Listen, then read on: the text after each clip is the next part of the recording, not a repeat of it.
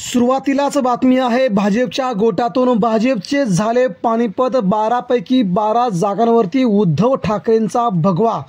मित्रांनो, महाराष्ट्रामध्ये सध्या निवडणुकांचा मोसम सुरू झाला आहे। महाराष्ट्रातील कृषी उत्पन्न बाजार समिती, खरेदी विक्री महासंघ असेल किंवा सोसायटी असतील, या सगळ्या निवडणुका आता पार पडत आहेत। मात्र या सगळ्या निवडणुकांमध्ये उद्धव ठाकरे स्थानिक पातळीवर देखील भाजपला भारी पडताना दिसत आहेत।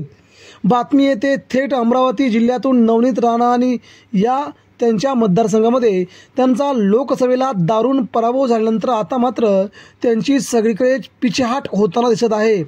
उद्धव ठाकरे आणि महाविकास आघाडीने त्यांना जणू खूप मोठ्या प्रमाणात जेरीस आणलं आहे। स्थानिक पातळीवरती झालेल्या या निवडणुकांमध्ये उद्धव ठाकरेंच्या शिवसेनेचा 12 पैकी 12 जागांवरती भगवा फडकला आहे आणि या ठिकाणी नवनीत राणा यांचा दारुण पराभव झाला आहे।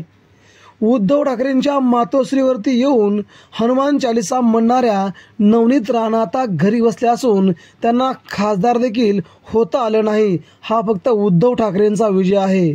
आपण जास्त जर काही करून बसलो तर आपण सर्वच गमावून बसतो, हा धडा त्यांनी आता घेतला दिसतोय। यामुळे आता त्यांच्या स्थानिक पातळीवरती कृषी उत्पन्न बाजार समिती, खरेदी विक्री महासंघ, सोसायटी सगळीकडे त्यांचा दारुण पराभव होऊ लागला आहे। उमेदवार देखील भेटण्याचे झालेत। त्यामुळे ठाकरे आता सर्व बाजूंनी भाजपला वरचढ